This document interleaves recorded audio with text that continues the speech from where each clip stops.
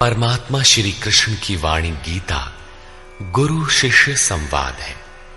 अतः अर्जुन ने स्वीकार किया कि शिष्यस्तेहं साधिमाम त्वाम प्रपन्नम।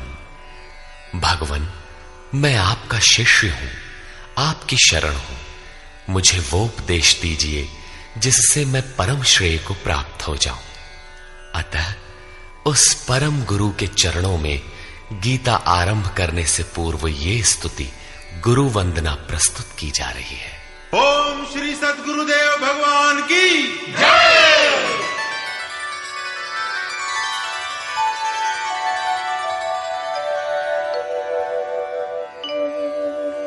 जय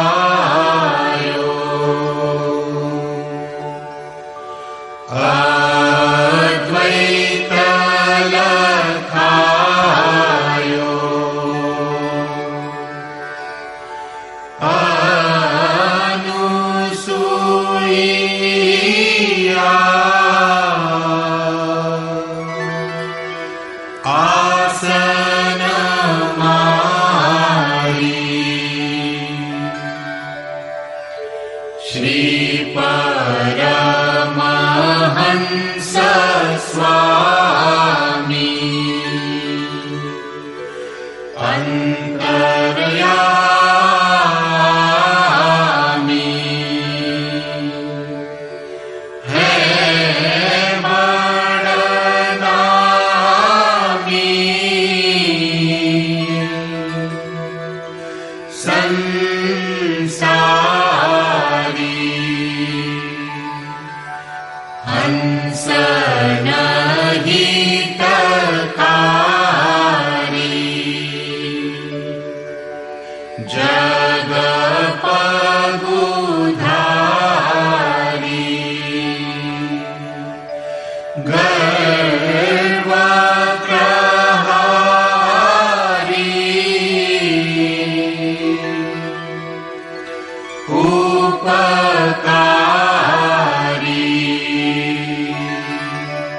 सतपंथ चलायो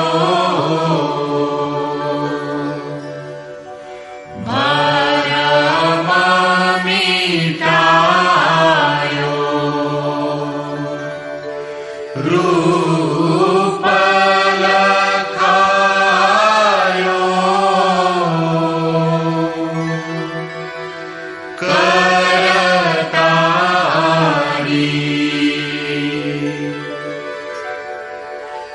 यह शिष्य है तेरो करतनी हो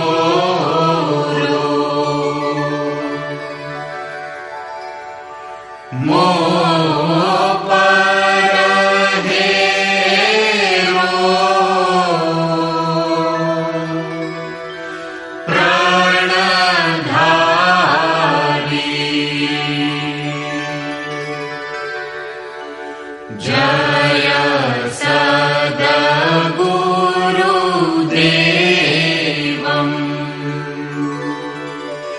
परमानन्दम्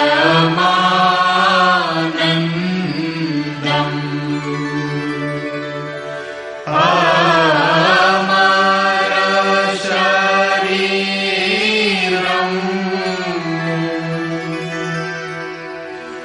अविकारी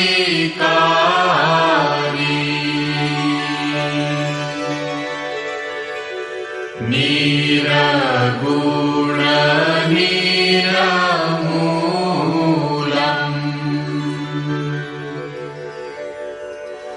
धरी स्थूलम्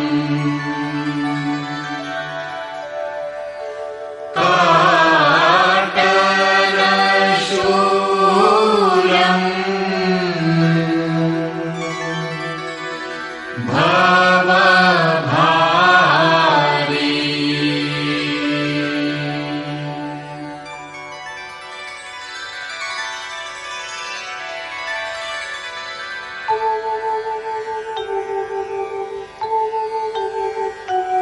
ओम जय गुरुदेव जय गुरुदेव जय गुरुदेव जय गुरुदेव ओम जय गुरुदेव जय गुरुदेव जय गुरुदेव जय गुरुदेव ओम जय गुरुदेव जय गुरुदेव जय गुरुदेव जय गुरुदेव। अमृतंश बहनों तथा भाइयों, जिन महापुरुष ने समस्त वेदों का संकलन किया, वेदांत शास्त्र का प्रवर्तन किया, महाभारत तथा भागवत जिनकी कृतियां हैं, उन्होंने शास्त्रों के रूप में किसी ग्रंथ को मान्यता दी तो वो है भगवान श्री कृष्णोक्त गीता। तरह तरह की पूजा पद्धतियां, परस्पर विरोधी संगठन धर्म के नाम पर प्रचलित हैं, जबकि धर्म का लक्ष्य है एक परमात्मा की शोध। कल्याण स्वरूप वो परमात्मा एक है, उसे प्राप्त करने की निश्चित क्रिया का पालन धर्म है। जब परमात्मा एक है, उसे प्राप्त करने की क्रिया एक है, तो बहुत से पंथ क्यों? इसके समाधान के लिए प्रस्तुत है यथार्थ गीता का भावांश, ये गीता कैसेट। धर्म के सरल स्वरूप और उसकी प्राप्ति हेतु निर्धारित क्रिया का क्रमबद्ध तथा पूर्ण विवरण योगेश्वर श्री कृष्णोक्त गीता है। विश्व के प्रत्येक महापुरुष ने जो कुछ भी साधन बताया है, वो सब का सब तथा अनेक गोपनीय स्थितियों का स्पष्टीकरण अकेले गीता में है। इसलिए संपूर्ण मानव जाति के कल्याण का अतर्क शास्त्र गीता है। महाभारत में संकेत है कि जब कौरवों और पांडवों की सेनाएं आमने सामने खड़ी हो गईं, तो संपूर्ण निशांतर कौरवों में प्रवेश कर गए और सभी देवता पांडवों में। इस कथन से महर्षि व्यास ने स्पष्ट कर दिया कि गीता के सभी पात्र देवता या असुर हैं तथा प्रतीकात्मक हैं। प्रत्येक मनुष्य के अंतःकरण में दैवी और आसुरी दो प्रकृतियां अनादिकाल से हैं। दैवी शक्तियों के सहयोग से जब मनुष्य अपने आत्म स्वरूप की ओर अग्रसर होता है, तो काम, क्रोध, राग, द्वेष इत्यादि आसुरी वृत्तियां बाधा के रूप में आक्रमण करती हैं। उनका पार पाना ही वास्तविक युद्ध है। अर्जुन श्रेय के लिए विकल था। उसकी दृष्टि में श्रेय का उपाय था कुल धर्म, पिंडोदक क्रिया, वर्ण संकर से बचाव, कुल क्षय से बचने के लिए युद्ध न करना इत्यादि। मात्र इतनी सी शंका के समाधान हेतु भगवान को उसे 18 अध्याय गीता समझानी पड़ी। अंत में पूछा कि क्या तेरा मोह नष्ट हुआ? अर्जुन ने स्वीकार किया कि भगवान, मेरा मोह नष्ट हो गया और अब मैं वैसा ही करूंगा जैसा भगवान ने उपदेश दिया है। वस्तुतः ये केवल अर्जुन की शंका नहीं थी, बल्कि मानव मात्र की शंका है कि श्रेय क्या है, उसे कैसे प्राप्त करें। इसलिए स्त्री पुरुष, आबाल वृद्ध, मानव मात्र के लिए गीता के 18 अध्याय का अनुशीलन एवं नियमित पाठ नितांत आवश्यक है, जिससे ब्रह्म विधि की स्मृति सृजित रहे तथा बच्चों में भी इन कल्याणकारी संस्कारों का सृजन हो सके। इस गीता ज्ञान के बिना कोई भी मनुष्य उस ईश्वर के पथ पर नहीं चल सकता। अक्षय सुख, शाश्वत शांति, लोक में समृद्धि तथा मूल शंका समाधान हेतु इन कैसेटों का संकलन किया गया है। इसके नियमित श्रवण से संपूर्ण परिवार तथा स्वजन समुदाय को सुसंस्कृत करें। संसार में कहीं भी मनुष्य हो, उसके लिए गीता सदैव अमृत वाहिनी है। गीता आपका शास्त्र है। गौरव का विषय है कि 5000 वर्ष से भी अधिक अंतराल के बाद श्री कृष्ण का यथार्थ गायन आपके सम्मुख है। जन्म जन्मांतर की रूढ़ियों से ग्रस्त मस्तिष्क को स्वच्छ कर चिंतन के प्रशस्त पथ पर चलने के लिए इन कैसेटों का प्रसारण प्रातः अवश्य करें।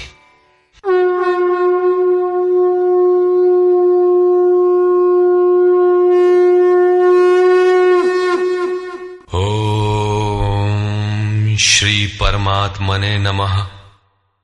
यथार्थ गीता, श्रीमद् भगवत गीता, अथ प्रथमो अध्यायः।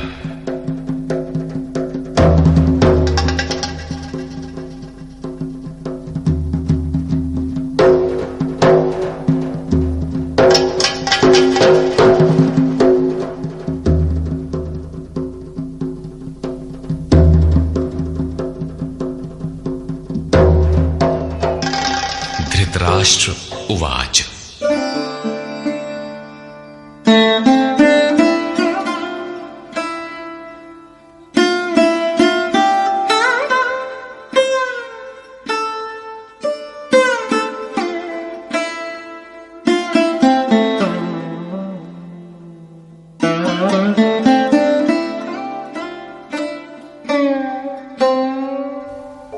धर्मक्षेत्रे कुरुक्षेत्रे समवेता युयुत्सवः मामकाः पाण्डवाश्चैव किमकुर्वत संजय। धृतराष्ट्र ने पूछा, हे संजय, धर्म क्षेत्र कुरुक्षेत्र में एकत्र युद्ध की इच्छा वाले मेरे और पांडु के पुत्रों ने क्या किया? अज्ञान रूपी धृतराष्ट्र और संयम रूपी संजय। अज्ञान मन के अंतराल में रहता है अज्ञान से आवृत मन धृतराष्ट्र जन्मांध है, किंतु संयम रूपी संजय के माध्यम से यह देखता है, सुनता है। वो समझता है कि परमात्मा ही सत्य है। फिर भी जब तक इससे उत्पन्न मोह रूपी दुर्योधन जीवित है, इसकी दृष्टि सदैव कौरवों पर रहती है, विकारों पर ही रहती है। धर्म एक क्षेत्र है। जब हृदय देश में दैवी संपत्ति का बाहुल्य होता है तो यह शरीर धर्म क्षेत्र बन जाता है, और जब इसमें आसुरी संपत्ति का बाहुल्य होता है तो यह शरीर कुरुक्षेत्र बन जाता है। कुरु अर्थात करो। यह शब्द आदेशात्मक है। भगवान श्री कृष्ण कहते हैं, प्रकृति से उत्पन्न तीनों गुणों द्वारा परवश होकर मनुष्य कर्म करता है। वो क्षण मात्र भी कर्म किए बिना नहीं रह सकता, गुण उससे करा लेते हैं। तीनों गुण मनुष्य को देवता से कीट पर्यंत शरीरों में ही बांधते हैं। जब तक प्रकृति और प्रकृति से उत्पन्न गुण जीवित हैं, तब तक कुरु लगा रहेगा। अतः जन्म मृत्यु वाला क्षेत्र, विकारों वाला क्षेत्र कुरुक्षेत्र है, और परम धर्म परमात्मा में प्रवेश दिलाने वाली पुण्यमयी प्रवृत्तियों का क्षेत्र धर्म क्षेत्र है। पुरातत्वविद पंजाब में काशी प्रयाग के मध्य तथा अनेकानेक स्थलों पर कुरुक्षेत्र की शोध में लगे हैं, किंतु गीताकार ने स्वयं बताया है कि जिस क्षेत्र में यह युद्ध हुआ वो कहां है। इदम शरीरम कौन्तेय क्षेत्र मित्य भिधीयते। अर्जुन, ये शरीर ही क्षेत्र है, और जो इसको जानता है, इसका पार पा लेता है, वो क्षेत्रज्ञ है। आगे इन्होंने क्षेत्र का विस्तार बताया, जिसमें 10 इंद्रियां, मन, बुद्धि, अहंकार, 5 विकार और 3 गुणों का वर्णन है। शरीर ही क्षेत्र है, एक अखाड़ा है। इसमें लड़ने वाली प्रवृत्तियां 2 हैं, दैवी संपद और आसुरी संपद। पांडु की संतान और धृतराष्ट्र की संतान सजातीय और विजातीय प्रवृत्तियां। अनुभवी महापुरुष की शरण जाने पर इन दोनों प्रवृत्तियों में संघर्ष का सूत्रपात होता है। यह क्षेत्र क्षेत्रज्ञ का संघर्ष है, और यही वास्तविक युद्ध है। विश्व युद्धों से इतिहास भरा पड़ा है, किंतु उनमें जीतने वालों को भी शाश्वत विजय नहीं मिलती। ये तो आपसी बदले हैं। प्रकृति का सर्वथा शमन करके प्रकृति से परे की सत्ता का दिग्दर्शन करना और उसमें प्रवेश पाना ही वास्तविक विजय है। यही एक ऐसी विजय है जिसके पीछे हार नहीं है। यही मुक्ति है जिसके पीछे जन्म मृत्यु का बंधन नहीं है। इस प्रकार अज्ञान से आच्छादित प्रत्येक मन संयम के द्वारा जानता है कि क्षेत्र क्षेत्रज्ञ के युद्ध में क्या हुआ। अब जैसा जिसके संयम का उत्थान है, वैसे वैसे उसे दृष्टि आती जाएगी। संजय उवाच। दृष्ट्वा तु पाण्डवानीकं व्यूढं दुर्योधनस्तदा आचार्यमुपसंगम्य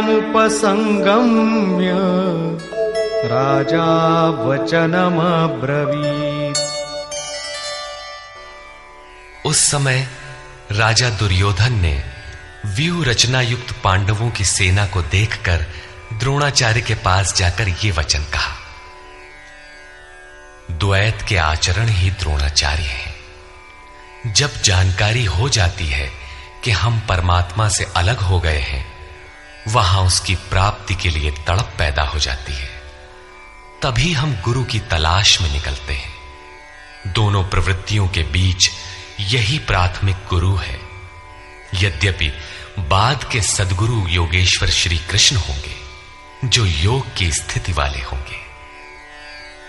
राजा दुर्योधन आचार्य के पास जाता है। मोह रूपी दुर्योधन। मोह संपूर्ण व्याधियों का मूल है, राजा है।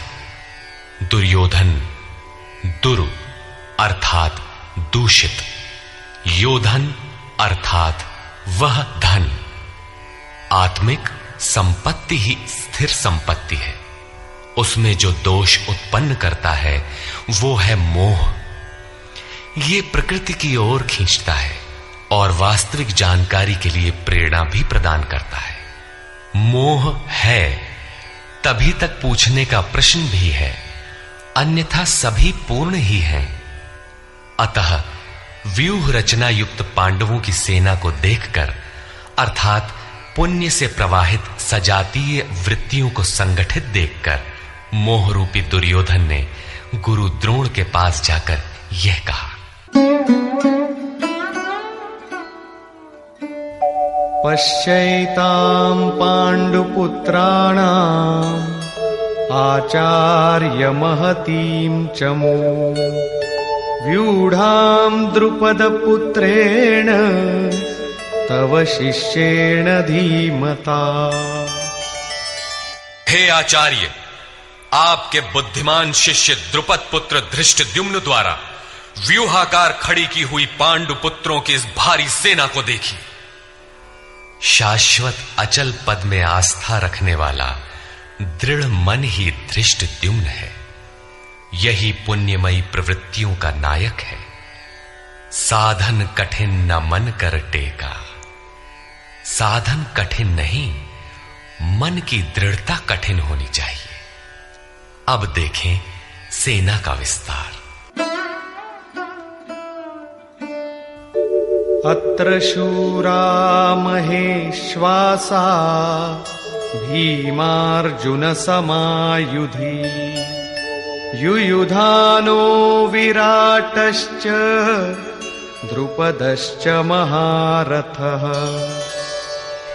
इस सेना में महेश्वासा, महान ईश में वास दिलाने वाले भाव रूपी भीम, अनुराग रूपी अर्जुन के समान बहुत से शूरवीर, जैसे सात्विकता रूपी सात्यकी, विराटः सर्वत्र ईश्वरी प्रवाह की धारणा, महारथी राजा द्रुपद अर्थात अचल स्थिति, तथा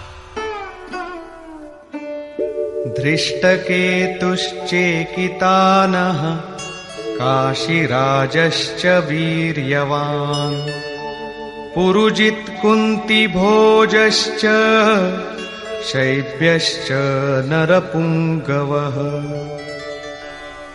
धृष्टकेतुः दृढ़ कर्तव्य, चेकितानः जहां भी जाए वहां से चित्त को खींचकर इष्ट में स्थिर करना, काशीराजः काया रूपी काशी में ही वो साम्राज्य है, पुरुजित स्थूल सूक्ष्म और कारण शरीरों पर विजय दिलाने वाला पुरुजित, कुंती भोजः कर्तव्य से भव पर विजय, नरों में श्रेष्ठ शैव्य अर्थात सत्य व्यवहार।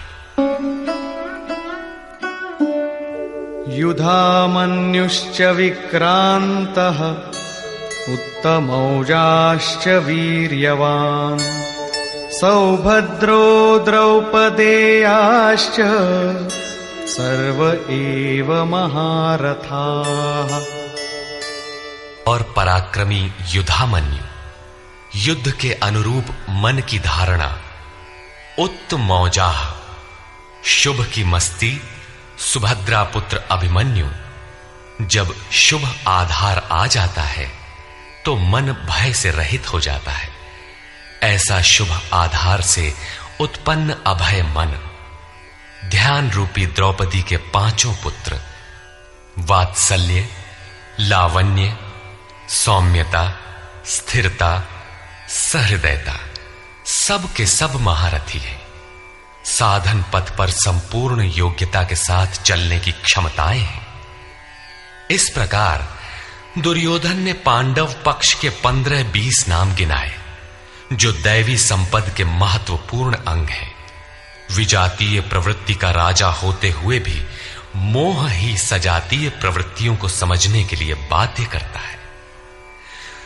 दुर्योधन अपना पक्ष संक्षेप में कहता है, यदि कोई बाह्य युद्ध होता तो अपनी फौज बढ़ा चढ़ा कर गिनाता, विकार कम गिनाए गए, क्योंकि उन पर विजय पाना है, वे नाशवान हैं। केवल 5-7 विकार बताए गए, जिनके अंतराल में संपूर्ण बहिर्मुखी प्रवृत्ति विद्यमान है, जैसे अस्माकं तु विशिष्टाये तान्निबोध द्विजोत्तम नायका मम सैन्यस्य संज्ञार्थं तान् ब्रवीमि ते। द्विजोत्तम, हमारे पक्ष में जो प्रधान हैं उन्हें भी आप समझ लें। आपको जानने के लिए मेरी सेना के जो नायक हैं उनको कहता हूं। बाह्य युद्ध में सेनापति के लिए द्विजोत्तम संबोधन असामयिक है। वस्तुतः गीता अंतःकरण की 2 प्रवृत्तियों का संघर्ष है, जिसमें द्वैत का आचरण ही द्रोण है। जब तक हम लेश मात्र भी आराध्य से अलग हैं, तब तक प्रकृति विद्यमान है, द्वैत बना है। इस द्वि पर जय पाने की प्रेरणा प्रथम गुरु द्रोणाचार्य से मिलती है। अधूरी शिक्षा ही पूर्ण जानकारी के लिए प्रेरणा प्रदान करती है। वो पूजा स्थली नहीं, वहां शौर्य सूचक संबोधन होना चाहिए। विजातीय प्रवृत्ति के नायक कौन कौन हैं?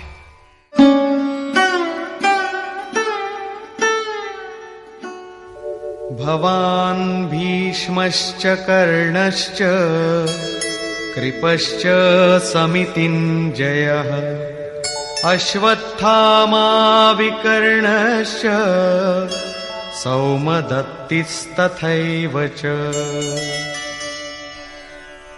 एक तो स्वयं आप द्वैत के आचरण रूपी द्रोणाचार्य हैं। भ्रम रूपी पितामह भीष्म है। भ्रम इन विकारों का उद्गम है, अंत तक जीवित रहता है, इसलिए पितामह है। समूची सेना मर गई, ये जीवित था। शरशैया पर अचेत था, फिर भी जीवित था। ये है भ्रम रूपी भीष्म। भ्रम अंत तक रहता है। इसी प्रकार विजातीय कर्म रूपी कर्ण तथा संग्राम विजयी कृपाचार्य हैं। साधनावस्था में साधक द्वारा कृपा का आचरण ही कृपाचार्य है। भगवान कृपाधाम है और प्राप्ति के पश्चात संत का भी वही स्वरूप है। किंतु साधन काल में जब तक हम अलग हैं, परमात्मा अलग है। विजातीय प्रवृत्ति जीवित है, मोहमयी घिराव है। ऐसी परिस्थिति में साधक यदि कृपा का आचरण करता है तो वो नष्ट हो जाता है। सीता ने दया की तो कुछ काल लंका में प्रायश्चित करना पड़ा। विश्वामित्र दयार्द्र हुए, पतित होना पड़ा। योग सूत्रकार महर्षि पतंजलि भी यही कहते हैं, ते समाधा वुपसर्गा व्युत्थाने सिद्धयः। व्युत्थान काल में सिद्धियां प्रकट होती हैं, वे वास्तव में सिद्धियां हैं, किंतु कैवल्य प्राप्ति के लिए उतनी ही बड़ी विघ्न है जितने काम, क्रोध, लोभ, मोह इत्यादि। गोस्वामी तुलसीदास का भी यही निर्णय है। माया अनेक विघ्न करती है, रिद्धियां प्रदान करती है, यहां तक कि सिद्ध बना देती है। ऐसी अवस्था वाला साधक बगल से निकल भर जाए, मरणासन्न रोगी भी जी उठेगा। वो भले ठीक हो जाए, किंतु साधक उसे अपनी देन मान बैठे तो नष्ट हो जाएगा। एक रोगी के स्थान पर हजारों रोगी घेर लेंगे। भजन चिंतन का क्रम अवरुद्ध हो जाएगा और उधर बहकते बहकते प्रकृति का बाहुल्य हो जाएगा। यदि लक्ष्य दूर है और साधक कृपा करता है तो कृपा का अकेला आचरण ही समितिंजय समूची सेना को जीत लेगा। इसलिए साधक को पूर्ति पर्यंत इससे सतर्क रहना चाहिए। दया बिनु संत कसाई, दया करी तो आफत आई। लेकिन अधूरी अवस्था में यह विजातीय प्रवृत्ति का दुर्धर्ष योद्धा है। इसी प्रकार आसक्ति रूपी अश्वत्थामा, विकल्प रूपी विकर्ण और भ्रममयी श्वास ही भूरिश्रवा है। ये सभी बहिर्मुखी प्रवाह के नायक हैं।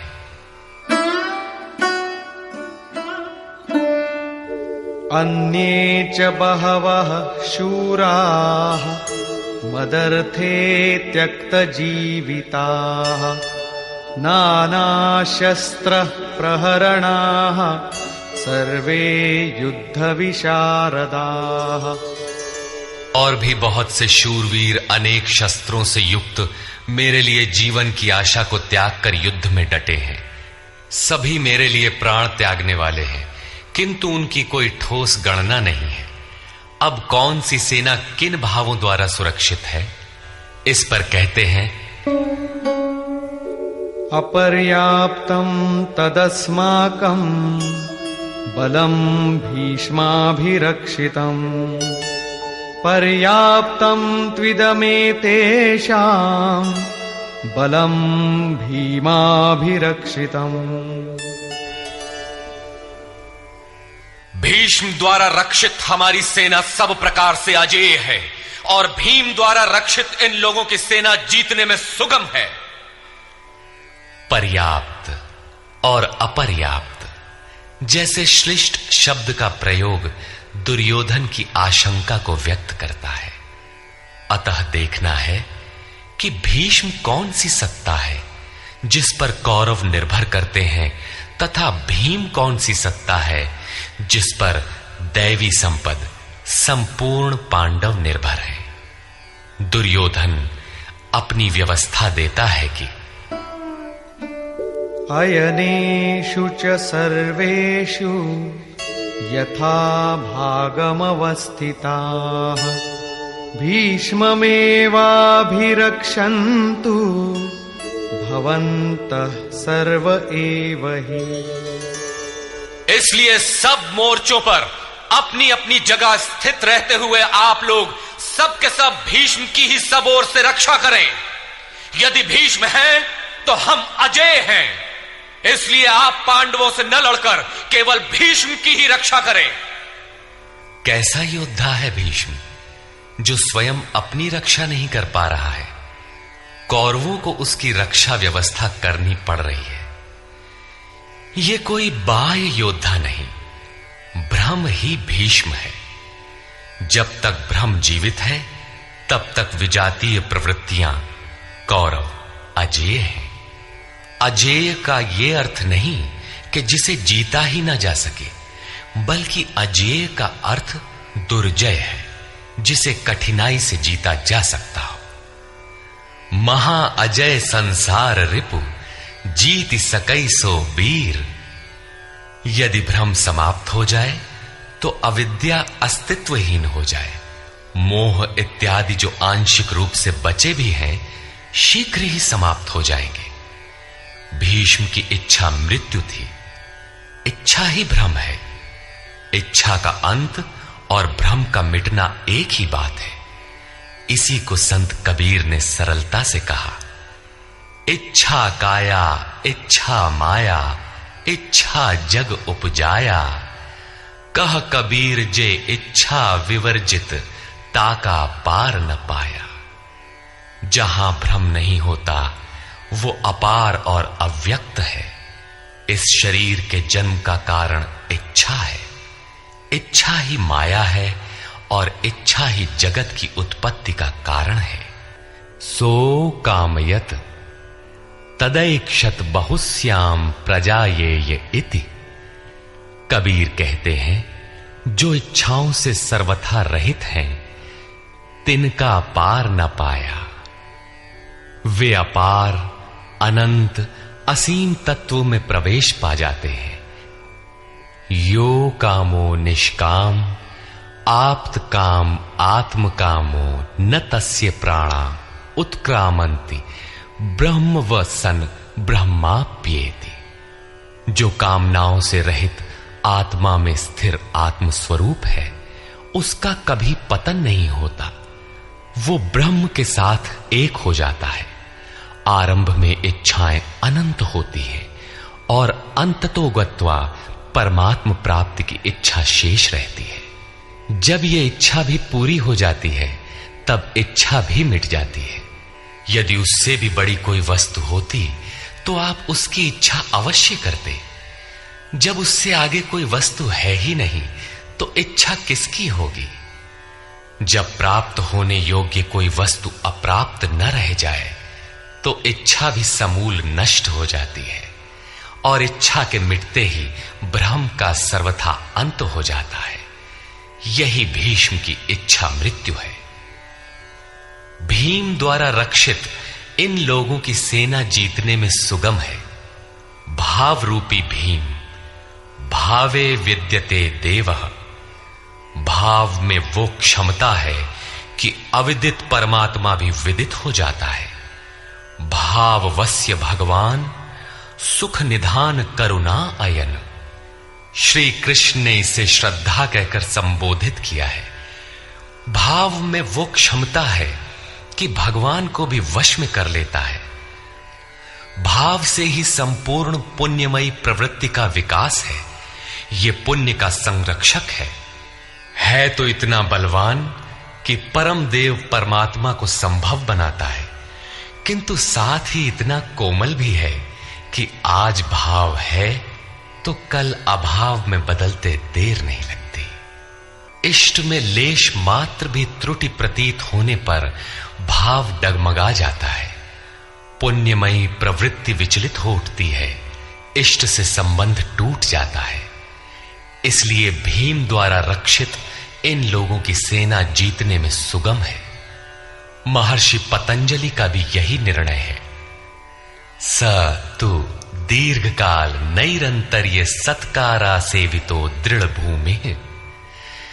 दीर्घकाल तक निरंतर श्रद्धा भक्ति पूर्वक किया हुआ साधन ही दृढ़ हो पाता है।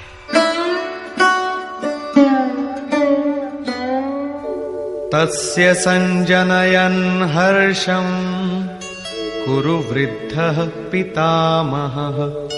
सिंहनादं विनद्योच्चैः शंखं दध्मौ प्रतापवान्। इस प्रकार अपने बलाबल का निर्णय लेकर शंख ध्वनि हुई। शंख ध्वनि पात्रों के पराक्रम की घोषणा है कि जीतने पर कौन सा पात्र आपको क्या देगा। कौरवों में वृद्ध प्रतापवान पितामह भीष्म ने उस दुर्योधन के हृदय में हर्ष उत्पन्न करते हुए उच्च स्वर से सिंहनाद के समान भयप्रद शंख बजाया। सिंह प्रकृति से भयावह पहलू का प्रतीक है। घोर जंगल के नीरव एकांत में शेर की दहाड़ कान में पड़ जाए तो रोंगटे खड़े हो जाएंगे, हृदय कांपने लगेगा। यद्यपि शेर आपसे मीलों दूर है। भय प्रकृति में होता है, परमात्मा में नहीं। वो तो अभय सत्ता है। भ्रम रूपी भीष्म यदि विजयी होता है तो प्रकृति के जिस भयारण्य में आप हैं, उससे भी अधिक भय के आवरण में बांध देगा। भय की एक परत और बढ़ जाएगी, भय का आवरण घना हो उठेगा। ये भ्रम इसके अतिरिक्त और कुछ नहीं दे सकेगा। अतः प्रकृति से निवृत्ति ही गंतव्य का मार्ग है। संसार में प्रवृत्ति तो भवाटवी है, घोर अंधकार की छाया है। इसके आगे कौरवों की कोई घोषणा नहीं है। कौरवों की ओर से कई बाजे एक साथ बजे, किंतु कुल मिलाकर वे भी भय ही प्रदान करते हैं, इससे अधिक कुछ नहीं।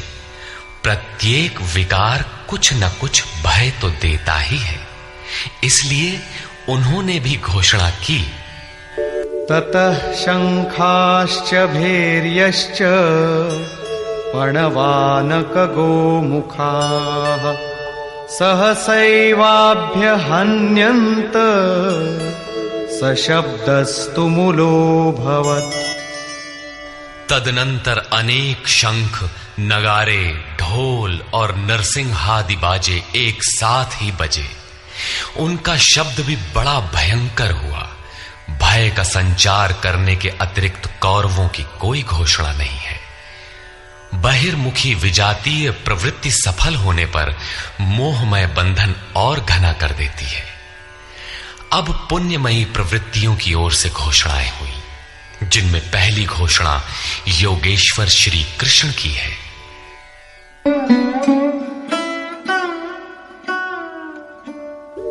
ततः श्वेतैर्हयैर्युक्ते महती स्यन्दने स्थितौ माधव पाण्डवश्चैव दिव्यौ शंखौ प्रदध्मतु। इसके उपरांत श्वेत घोड़ों से युक्त, जिनमें लेश मात्र कालिमा दोष नहीं है, श्वेत सात्विक निर्मलता का प्रतीक है। महति स्यन्दने, महान रथ पर बैठे हुए योगेश्वर श्री कृष्ण और अर्जुन ने भी अलौकिक शंख बजाए। अलौकिक का अर्थ है लोकों से परे। मृत्युलोक, देवलोक, ब्रह्मलोक, जहां तक जन्म मरण का भय है, उन समस्त लोकों से परे पारलौकिक पारमार्थिक स्थिति प्रदान करने की घोषणा योगेश्वर श्री कृष्ण की है। सोने चांदी काठ का रथ नहीं, रथ अलौकिक, शंख अलौकिक, अतः घोषणा भी अलौकिक ही है। लोकों से परे एकमात्र ब्रह्म है, सीधा उससे संपर्क स्थापित कराने की घोषणा है। पांचजन्यं ऋषिकेशो देवदत्तं धनञ्जयः पौंड्रं दध्मौ महाशंखं भीमकर्मावृकोदरः।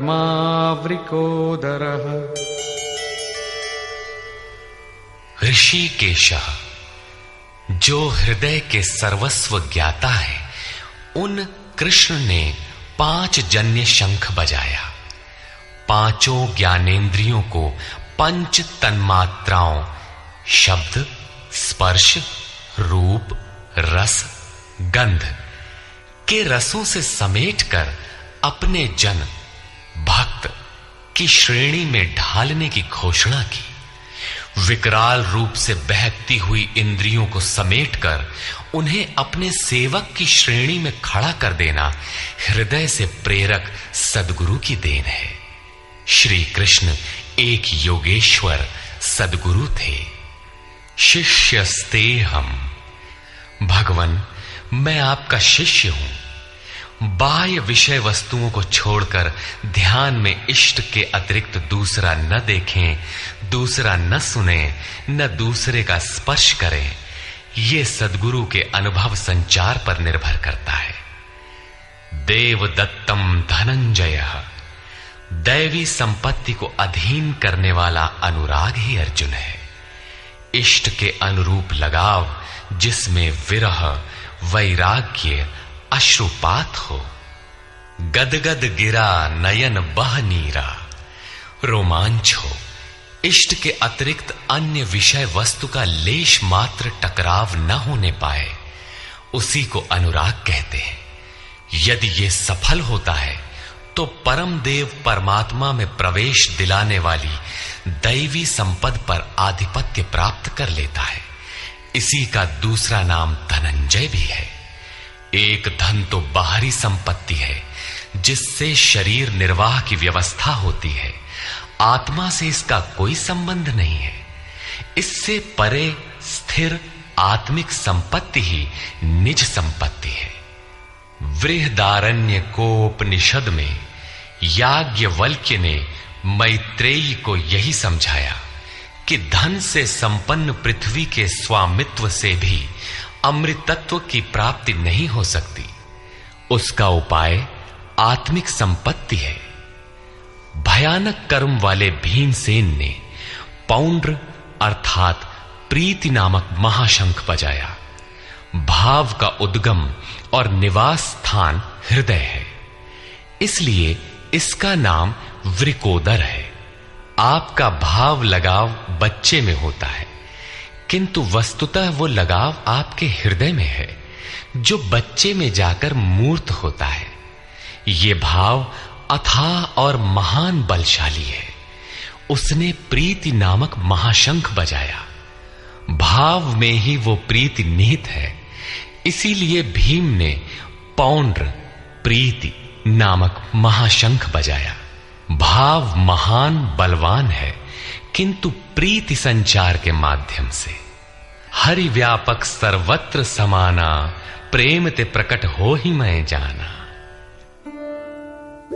अनंत विजयम राजा कुंती पुत्रो युधिष्ठिरः नकुलः सहदेवश्च सुघोषमणिपुष्पकौ। कुंती पुत्र राजा युधिष्ठिर ने अनंत विजय नामक शंख बजाया। कर्तव्य रूपी कुंती और धर्म रूपी युधिष्ठिर। धर्म पर स्थिरता रहेगी तो अनंत विजयम, अनंत परमात्मा में स्थिति दिलाएगा। युद्धे स्थिरः सह युधिष्ठिरः। प्रकृति पुरुष क्षेत्र क्षेत्रज्ञ के संघर्ष में स्थिर रहता है, महान दुख से भी विचलित नहीं होता। तो एक दिन जो अनंत है, जिसका अंत नहीं है, वो है परम तत्व परमात्मा, उस पर विजय दिला देता है। नियम रूपी नकुल ने सुघोष नामक शंख बजाया। ज्यों ज्यों नियम उन्नत होगा, अशुभ का शमन होता जाएगा, शुभ घोषित होता जाएगा। सत्संग रूपी सहदेव ने मणिपुष्पक शंख बजाया। मनीषियों ने प्रत्येक श्वास को बहुमूल्य मणि की संज्ञा दी है। हीरा जैसी श्वासा बातों में बीती जाए। एक सत्संग तो वो है जो आप सत्पुरुषों की वाणी से सुनते हैं, किंतु यथार्थ सत्संग आंतरिक है। श्री कृष्ण के अनुसार आत्मा ही सत्य है, सनातन है। चित्त सब ओर से सिमटकर आत्मा की संगत करने लगे, यही वास्तविक सत्संग है। ये सत्संग चिंतन, ध्यान और समाधि के अभ्यास से संपन्न होता है। ज्यों ज्यों सत्य के सान्निध्य में सुरत टिकती जाएगी, त्यों त्यों एक एक श्वास पर नियंत्रण मिलता जाएगा। मन सहित इंद्रियों का निरोध होता जाएगा। जिस दिन सर्वथा निरोध होगा, वस्तु प्राप्त हो जाएगी। वाद्य यंत्रों की तरह चित्त का आत्मा के स्वर में स्वर मिलाकर संगत करना ही सत्संग है। बाह्य मणि कठोर है, किंतु श्वास मणि पुष्प से भी कोमल है। पुष्प तो विकसित होने या टूटने पर कुम्हलाता है, किंतु आप अगले श्वास तक जीवित रहने की गारंटी नहीं दे सकते। किंतु सत्संग सफल होने पर प्रत्येक श्वास पर नियंत्रण दिलाकर परम लक्ष्य की प्राप्ति करा देता है। इसके आगे पांडवों की कोई घोषणा नहीं है, किंतु प्रत्येक साधन कुछ न कुछ निर्मलता के पथ में दूरी तय करता है। आगे कहते हैं,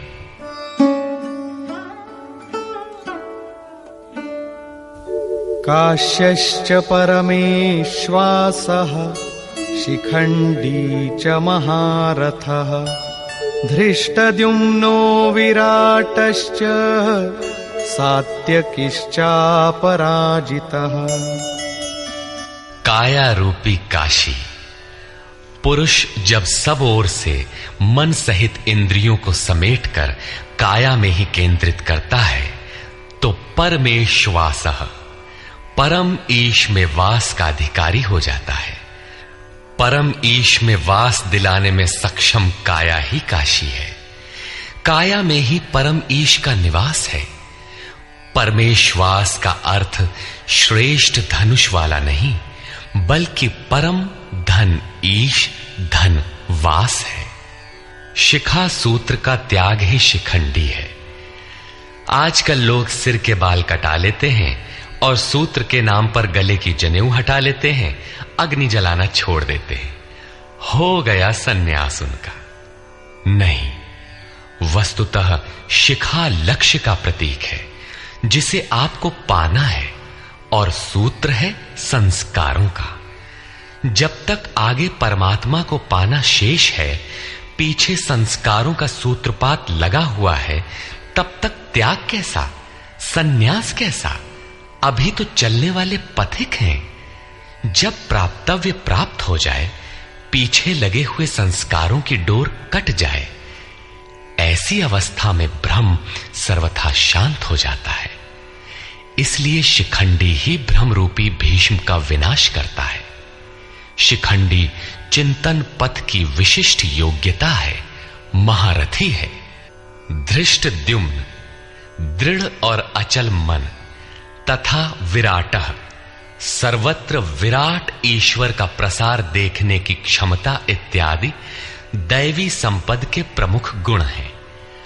सात्विकता ही सात्य की है। सत्य के चिंतन की प्रवृत्ति अर्थात सात्विकता यदि बनी है तो कभी गिरावट नहीं आने पाएगी, इस संघर्ष में पराजित नहीं होने देगी। द्रुपदो द्रौपदेयाश्च सर्वशः पृथिवीपते सौभद्रश्च महाबाहुः शंखान् दद्मुः पृथक् पृथक्। अचल पददायक द्रुपद और ध्यान रूपी द्रौपदी के पांचों पुत्र सहृदयता, वात्सल्य, लावण्य, सौम्यता इत्यादि साधन में महान सहायक महारथी हैं तथा बड़ी भुजा वाला अभिमन्यु, इन सब ने पृथक पृथक शंख बजाए। भुजा कार्यक्षेत्र का प्रतीक है। जब मन भय से रहित हो जाता है तो उसकी पहुंच दूर तक हो जाती है। हे राजन, इन सब ने अलग अलग शंख बजाए, कुछ न कुछ दूरी सभी तय कराते हैं। इनका पालन आवश्यक है, इसलिए इनके नाम गिनाए। इसके अतिरिक्त कुछ दूरी ऐसी भी है जो मन बुद्धि से परे है। भगवान स्वयं ही अंतःकरण में विराज कर तय कराते हैं। इधर दृष्टि बनकर आत्मा से खड़े हो जाते हैं और सामने स्वयं खड़ा होकर अपना परिचय करा लेते हैं। सघोषोधार्तराष्ट्राणाम् हृदयानि व्यदारयत् नभश्च पृथिवीं चैव तुमुलो व्यनुनादयन्। उस घोर शब्द ने आकाश और पृथ्वी को भी शब्दायमान करते हुए धृतराष्ट्र पुत्रों के हृदय विदीर्ण कर दिए। सेना तो पांडवों की ओर भी थी, किंतु हृदय विदीर्ण हुए धृतराष्ट्र पुत्रों के। वस्तुतः पांचजन्य दैवी शक्ति पर आधिपत्य, अनंत पर विजय, अशुभ का शमन और शुभ की घोषणा धारावाही होने लगे तो कुरुक्षेत्र आसुरी संपद, बहिर्मुखी प्रवृत्तियों का हृदय विदीर्ण हो जाएगा। उनका बल शनैः शनैः क्षीण होने लगता है। सर्वथा सफलता मिलने पर मोहमयी प्रवृत्तियां सर्वथा शांत हो जाती हैं।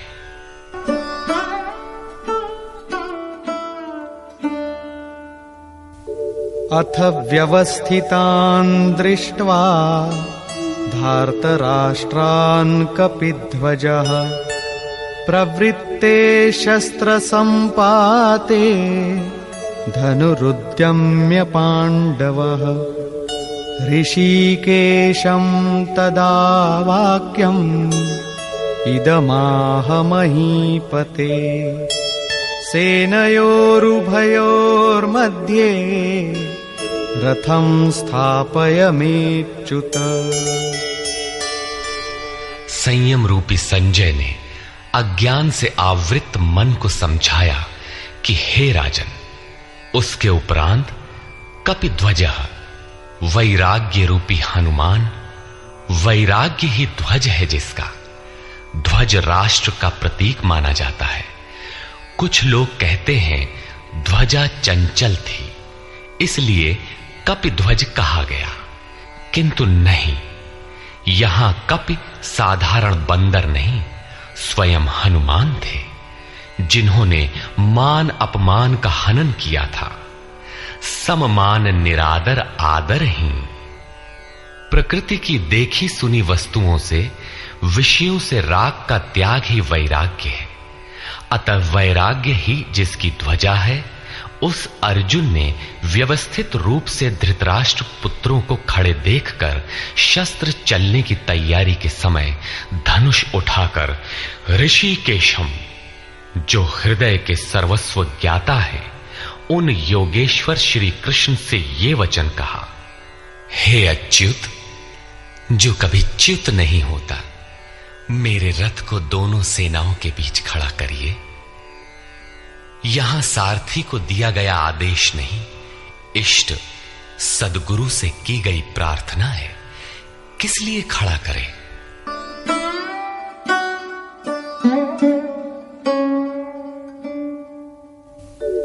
यावदेतान् निरीक्षेऽहम् योद्धुकामानवस्थितान् कैर्मया सह योद्धव्यम् अस्मिन् रणसमुद्यमे।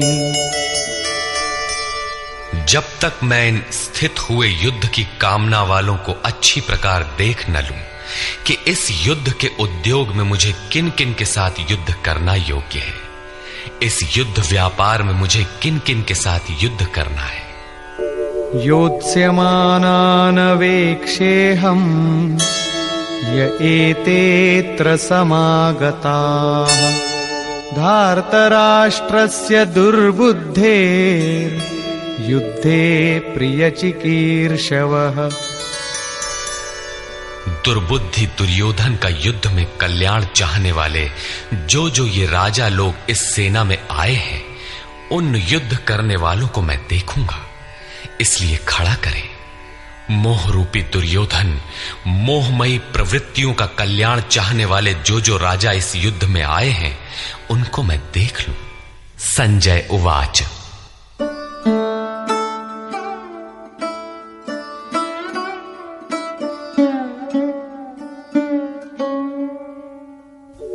एवमुक्तो ऋषिकेशो गुडाकेशेन भारत सेनयोरुभयोर्मध्ये स्थापयित्वा रथोत्तमम् भीष्मद्रोणप्रमुखतः सर्वेषां च महीक्षिताम् उवाच पार्थ पश्यैतान् समवेतान् कुरुनीति। संजय बोला, निद्राजयी अर्जुन द्वारा इस प्रकार कहे जाने पर हृदय के ज्ञाता श्री कृष्ण ने दोनों सेनाओं के बीच भीष्म, द्रोण और महीक्षिताम शरीर रूपी पृथ्वी पर अधिकार जमाए हुए संपूर्ण राजाओं के बीच उत्तम रथ को खड़ा करके कहा कि पार्थ, इन इकट्ठे हुए कौरवों को देख, यहां उत्तम रथ सोने चांदी का रथ नहीं है। संसार में उत्तम की परिभाषा नश्वर शरीर के प्रति अनुकूलता प्रतिकूलता से की जाती है। ये परिभाषा अपूर्ण है। जो हमारे आत्मा, हमारे स्वरूप का सदैव साथ दे, वही उत्तम है, जिसके पीछे अनुत्तम मलिनता न हो। तत्रापश्यत् स्थितान् पार्थः पितॄनथ पितामहान् आचार्यान् मातुलान् भ्रातॄन् पुत्रान् पौत्रान् सखींस्तथा श्वशुरान् सुहृदश्चैव सेनयोरुभयोरपि। इसके उपरांत अचूक लक्ष्य वाले पार्थिव शरीर को रथ बनाने वाले पार्थ ने उन दोनों सेनाओं में स्थित पिता के भाइयों को, पितामहों को, आचार्यों को, मामाओं को, भाइयों को, पुत्रों को, पौत्रों को, मित्रों को, श्वसुरों को और सुहृदों को देखा। दोनों सेनाओं में अर्जुन को केवल अपना परिवार, मामा का परिवार, ससुराल का परिवार, सुहृद और गुरुजन दिखाई पड़े। प्रचलित गणना के अनुसार 18 अक्षौहिणी 2.5-3 अरब के लगभग होता है, जो आज के विश्व की जनसंख्या के समकक्ष है। इतने मात्र के लिए यदा कदा विश्व स्तर पर आवास, खाद्य समस्या बन जाती है। इतना बड़ा जन समूह अर्जुन के 3-4 रिश्तेदारों का परिवार मात्र था। क्या इतना बड़ा भी किसी का परिवार होता है? कदापि नहीं। यह हृदय देश का चित्रण है।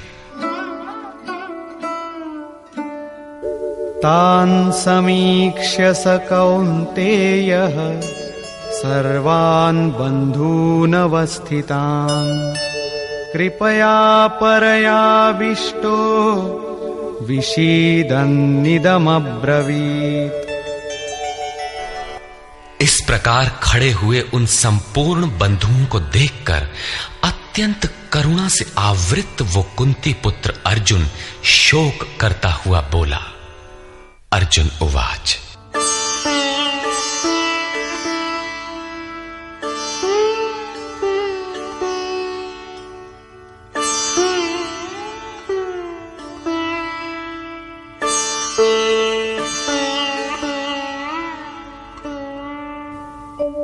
दृष्ट्वेमं स्वजनं कृष्ण युयुत्सुं समुपस्थितम् सीदन्ति मम गात्राणि मुखं च परिशुष्यति वेपथुश्च शरीरे मे रोमहर्षश्च जायते।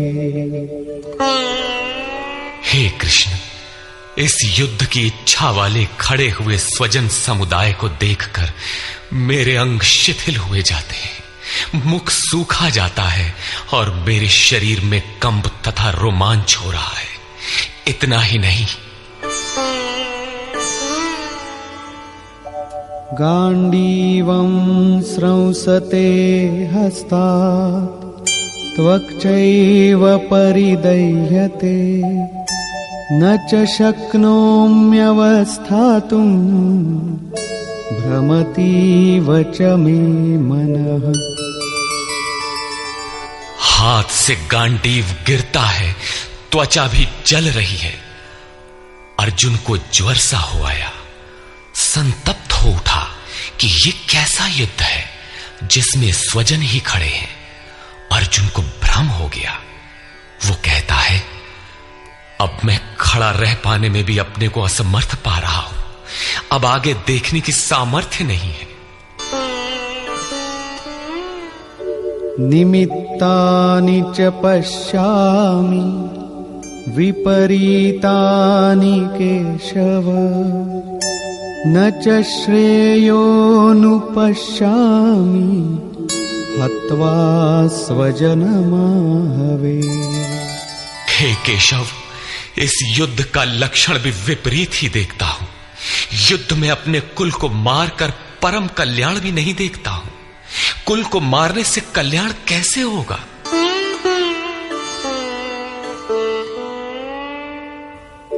न कांक्षे विजयं कृष्ण न च राज्यं सुखानि च किन्नो राज्येन गोविन्द किं भोगैर्जीवितेन वा। संपूर्ण परिवार युद्ध के मुहाने पर है। इन्हें युद्ध में मारकर विजय से मिलने वाला राज्य और राज्य से मिलने वाला सुख अर्जुन को नहीं चाहिए। वो कहता है, हे श्री कृष्ण, मैं विजय नहीं चाहता, राज्य तथा सुख भी नहीं चाहता। हे गोविंद, हमें राज्य या भोग अथवा जीवन से भी क्या प्रयोजन है? क्यों?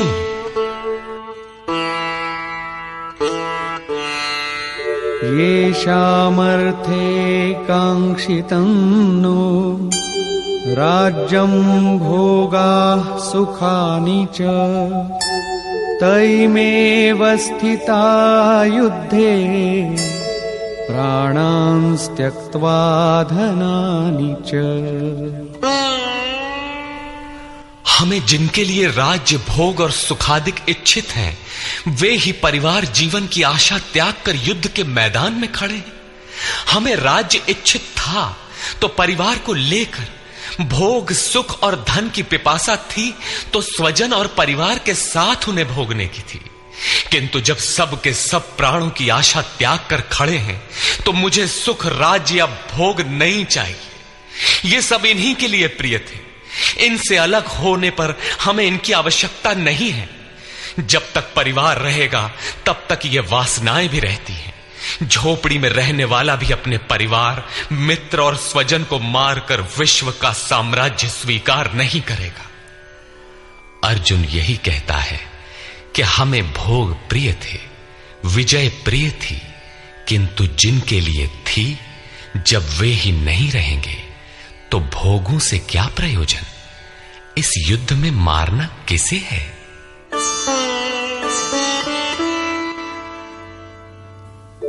आचार्याः पितरः पुत्राः तथैव च पितामहाः मातुलाः श्वशुराः पौत्राः शालाः संबंधिनस्तथा।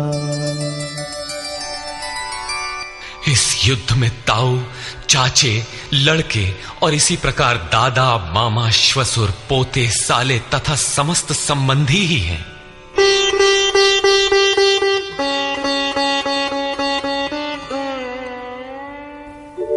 एतान्न हन्तुमिच्छामि घ्नतोऽपि मधुसूदन अपि त्रैलोक्यराज्यस्य हेतो किन्नु मही कृते। हे मधुसूदन, मुझे मारने पर भी अथवा 3 लोक के राज्य के लिए भी मैं इन सबको मारना नहीं चाहता। फिर पृथ्वी के लिए कहना ही क्या। 18 अक्षौहिणी सेना में अर्जुन को अपना परिवार ही दिखाई पड़ा। इतने अधिक स्वजन वास्तव में क्या हैं? वस्तुतः अनुराग ही अर्जुन है। भजन के आरंभ में प्रत्येक अनुरागी के समक्ष यही समस्या रही है।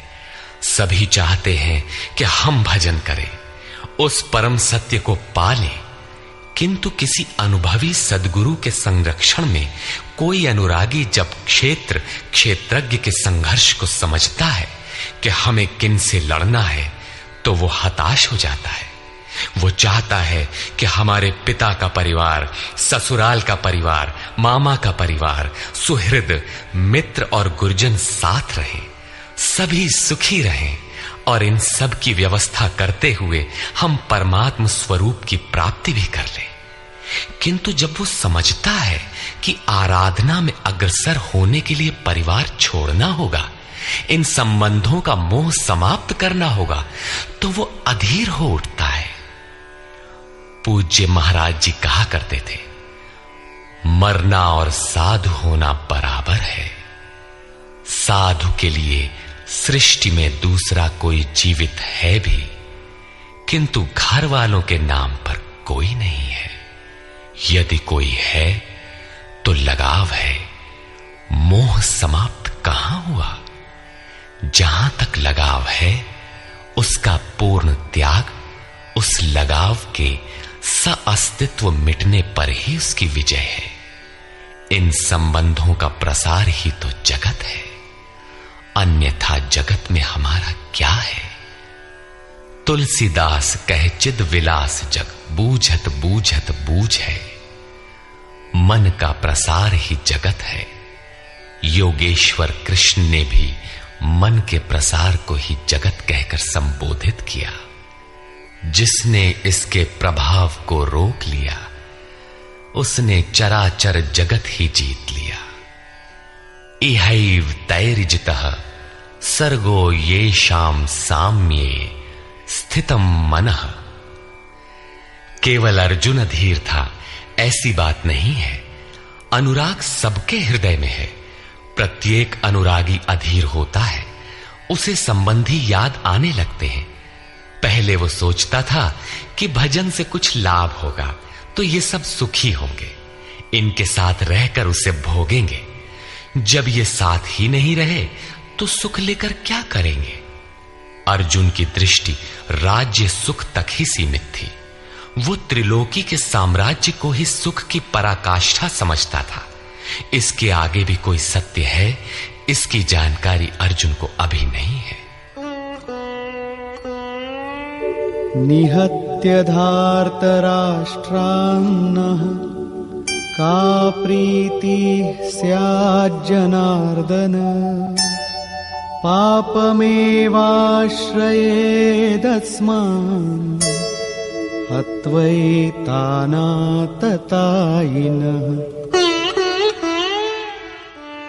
हे जनार्दन, धृतराष्ट्र के पुत्रों को मारकर भी हमें क्या प्रसन्नता होगी। जहां धृतराष्ट्र अर्थात धृष्टता का राष्ट्र है, उससे उत्पन्न मोह रूपी दुर्योधन इत्यादि को मारकर भी हमें क्या प्रसन्नता होगी। इन आतताइयों को मारकर हमें पाप ही तो लगेगा।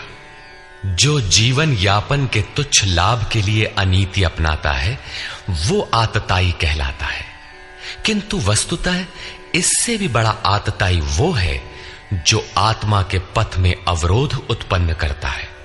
आत्मदर्शन में बाधक काम, क्रोध, लोभ, मोह आदि का समूह ही आतताई है।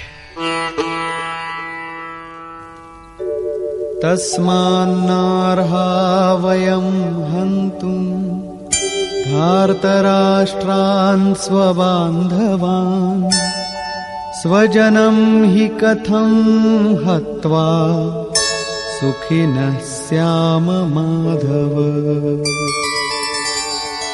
इससे हे माधव, अपने बांधव धृतराष्ट्र के पुत्रों को मारने के लिए हम योग्य नहीं हैं। स्वबांधव कैसे? वे तो शत्रु थे ना। वस्तुतः शरीर के रिश्ते अज्ञान से उत्पन्न होते हैं। ये मामा है, ससुराल है, स्वजन समुदाय है, ये सब अज्ञान ही तो है। जब शरीर ही नश्वर है तब इसके रिश्ते ही कहां रहेंगे। मोह है तभी तक सुहृद है, हमारा परिवार है, हमारी दुनिया है। मोह नहीं तो कुछ भी नहीं। इसीलिए वे शत्रु भी अर्जुन को स्वजन दिखाई पड़े। वो कहता है कि अपने कुटुंब को मारकर हम कैसे सुखी होंगे। यदि अज्ञान और मोह न रहे तो कुटुंब का अस्तित्व न हो। यह अज्ञान ज्ञान का प्रेरक भी है। भर्तृहरि, तुलसी इत्यादि अनेक महानुभावों को वैराग्य की प्रेरणा पत्नी से मिली, तो कोई सौतेली मां के व्यवहार से खिन्न होकर वैराग्य पथ पर अग्रसर हुआ दिखाई देता है।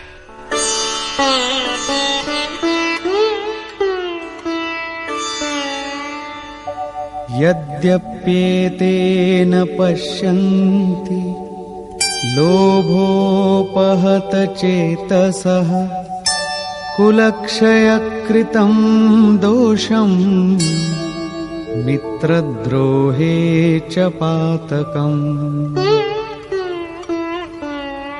यद्यपि लोभ से भ्रष्ट चित्त हुए ये लोग कुल नाश के दोष और मित्र द्रोह के पाप को नहीं देखते हैं, ये उनकी कमी है। फिर भी कथं न ज्ञेयमस्माभिः पापादस्मान्निवर्तितुं कुलक्षयकृतं दोषं प्रपश्यद्भिर्जनार्दन।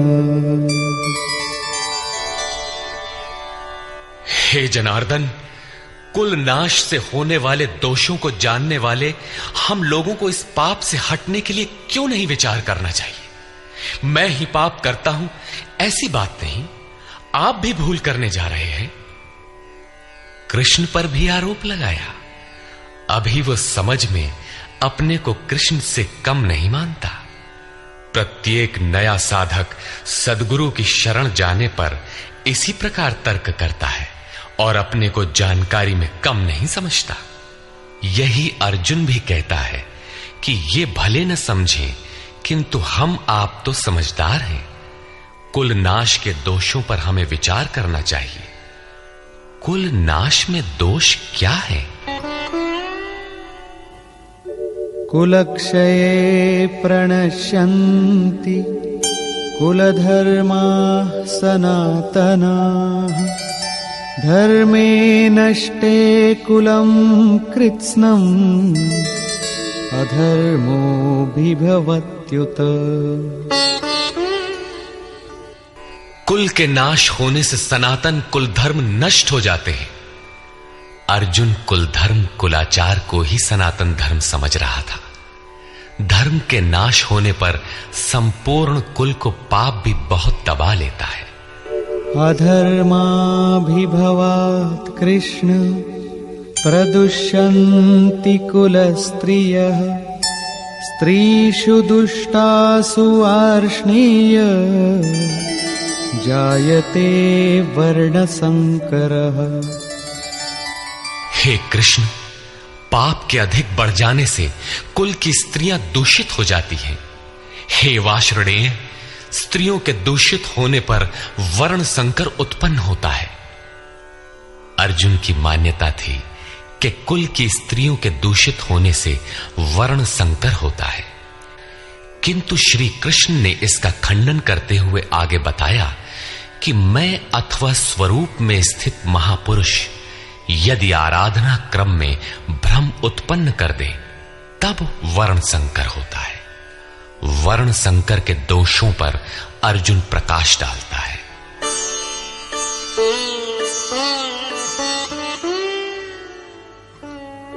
संकरो नरकायैव कुलघ्नानां कुलस्य च पतन्ति पितरो येषां लुप्तपिण्डोदकक्रियाः। वर्ण संकर कुल घातियों और कुल को नरक में ले जाने के लिए ही होता है। लुप्त हुई पिंड क्रिया वाले इनके पितर लोग भी गिर जाते हैं।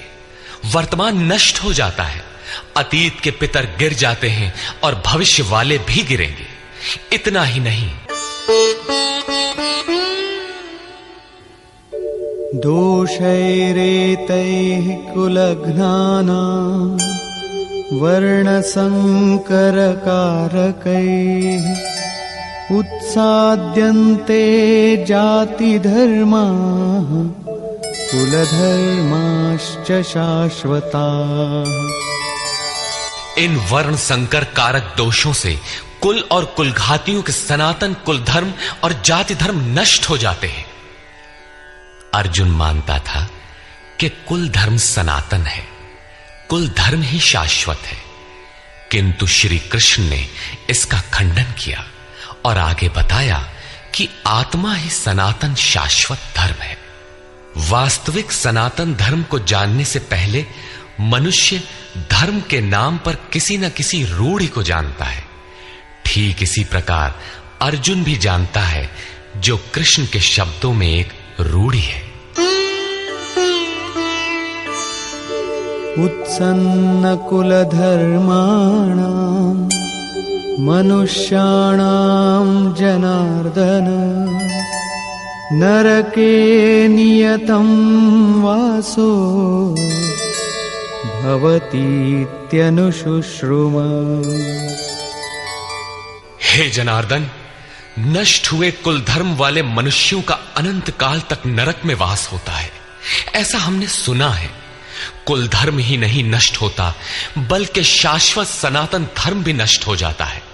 जब धर्म ही नष्ट हो गया तो ऐसे पुरुष का अनंत काल तक नरक में निवास होता है, ऐसा हमने सुना है, देखा नहीं, सुना है। अहो बत महत् पापं कर्तुं व्यवसिता वयं यद्राज्य सुखलोभेन हन्तुं स्वजनमुद्यताः। अहो, शोक है कि हम लोग बुद्धिमान होकर भी महान पाप करने को तैयार हुए हैं। राज्य और सुख के लोभ से अपने कुल को मारने के लिए उद्यत हुए हैं। अभी अर्जुन अपने को कम ज्ञाता नहीं समझता। आरंभ में प्रत्येक साधक इसी प्रकार बोलता है। महात्मा बुद्ध का कथन है कि मनुष्य जब अधूरी जानकारी रखता है तो अपने को महान ज्ञानी समझता है, और जब आधे से आगे की जानकारी हासिल करने लगता है तो अपने को महान मूर्ख समझता है। ठीक इसी प्रकार अर्जुन भी अपने को ज्ञानी ही समझता है। वो कृष्ण को ही समझाता है कि उस पाप से परम कल्याण हो, ऐसी बात भी नहीं। केवल राज्य और सुख के लोभ में पड़कर हम लोग कुल नाश करने को उद्यत हुए हैं। महान भूल कर रहे हैं। हम ही भूल कर रहे हैं, ऐसी बात नहीं, आप भी भूल कर रहे हैं। एक धक्का कृष्ण को भी दिया। अंत में अर्जुन अपना निर्णय देता है। यदि माम प्रतीकारम् अशस्त्रं शस्त्रपाणयः धार्तराष्ट्रारणे हन्युः तन्मे क्षेमतरं भवेत्। यदि मुझ शस्त्र रहित न सामना करने वाले को शस्त्रधारी धृतराष्ट्र के पुत्र रण में मारे तो उनका वो मारना भी मेरे लिए अति कल्याणकारक होगा। इतिहास तो कहेगा कि अर्जुन समझदार था, जिसने अपनी बलि देकर युद्ध बचा लिया। लोग प्राणों की आहुति दे डालते हैं कि भोले भाले मासूम बच्चे सुखी रहें, कुल तो बचा रहे। मनुष्य विदेश चला जाए, वैभव पूर्ण प्रासाद में रहे, किंतु 2 दिन बाद उसे अपनी छोड़ी हुई झोपड़ी याद आने लगती है। मोह इतना प्रबल होता है। इसीलिए अर्जुन कहता है कि शस्त्रधारी धृतराष्ट्र के पुत्र मुझ न प्रतिकार करने वाले को रण में मार दें, तब भी वो मेरे लिए अति कल्याणकारी होगा, ताकि लड़के तो सुखी रहें। संजय उवाच।